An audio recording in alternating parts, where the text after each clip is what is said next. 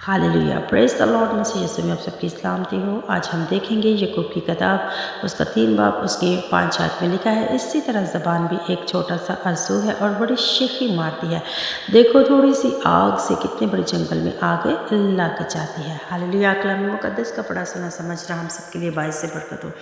जिस तरह के कलाम मुक़द्दस में लिखा है कि इसी तरह ज़बान भी एक छोटा सा आंसू है। इंसान तो बहुत बड़ा है, लेकिन उसके जिस्म में एक छोटा सा टुकड़ा है जो कि ज़बान कहलाती है। लेकिन आज हमें ये नहीं पता होता कि हम ज़बान से क्या बोल रहे हैं, क्या लफ्ज़ हमारे अंदर से निकल रहा है, क्योंकि ये ज़बान जो है ये हमें ज़िंदगी भी देती है, मौत भी देती है। ये हमें ज़िंदगी की तरफ भी लेके जाती है और मौत की तरफ भी लेके जा सकती है। लेकिन कोशिश करें कि जब भी कुछ बोले तो सोच समझ के बोले, पावरफुल बोले, खुदा को अपनी ज़िंदगी मिले, खुदा को अपना कंट्रोल दे दें। हालेलुया।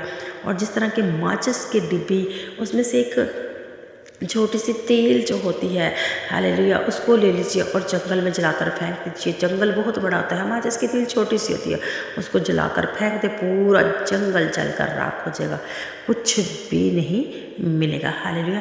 इसी तरह हमारी ज़बान जो है हमारे बड़े बड़े रिश्तों को दूर कर देती है, हमें रिश्तेदारों से दूर कर देती है, हमें बहन भाइयों से दूर कर देती है, हमें खुदा से दूर कर देती है, क्योंकि ये जो है ज़बान ये शैतान को ज़्यादा अपने ऊपर हैवी करती है। कोशिश कीजिए, आज हम जिंदा हैं, आज हम जिस्म में हैं, आज हम रूह में हैं, तो हम सब कुछ वो बोले जो हमारे खुदा यीशु मसीह को पसंद हो। आज जो कुछ भी बोले, खुदा को अपना आप दीजिए और बोलिए कि खुदा तो मुझ पर अपना कंट्रोल कर, ताकि जो कुछ भी मैं करूँ वो तुझे पसंद आ जाए।